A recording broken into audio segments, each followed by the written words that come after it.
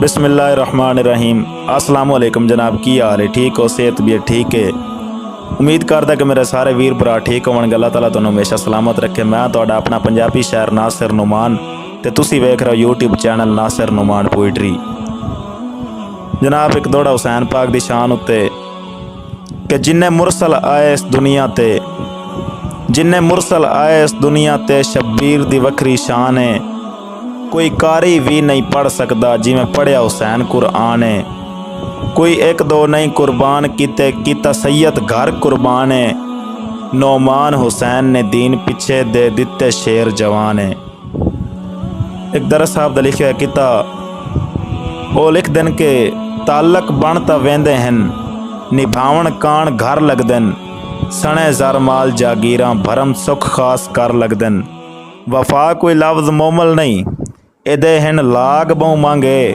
संगत ती बक बचावन ते इमामा दे भी सर लगदन।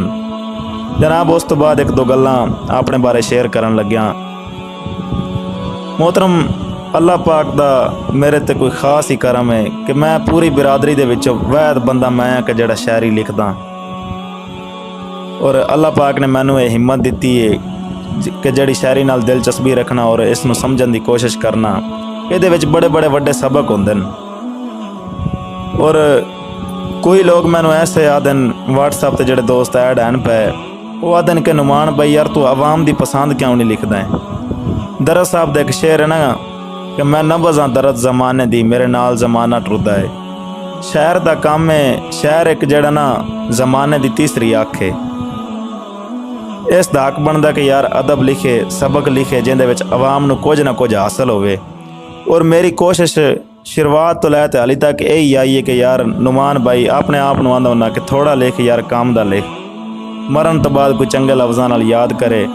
और दोनों एक ये भी शेर सुनावा कि शायरी ढेर लिखण दा फायदा नहीं, यानी कि किताबां बाहर दे भी दौड़ा तुहानू सुना रही हैं। शायरी ढेर लिखण दा फायदा नहीं, भावें थोड़ी लिखो गल लिखो। जेड़ी लिखो कोई पैगाम होवे, गल सुथरी साफ अटल लिखो। ते जेड़ी मरण दे बाद पढ़ी जावे, उस शायरी नू वल वल लिखो।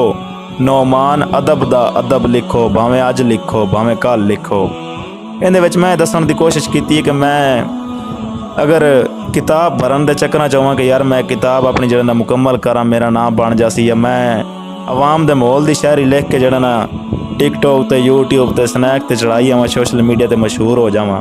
वल्ला बाखुदा मेरा कोई ऐसा ख्याल ही नहीं है। और मेहनत मैं यूट्यूब ते कर रही हाँ, तुहाडे सामने कई साल हो गए। तो बाकी अल्लाह ताला मैनू अच्छा लिखण दी हिम्मत देवे। तुसीं दुआ करया करो।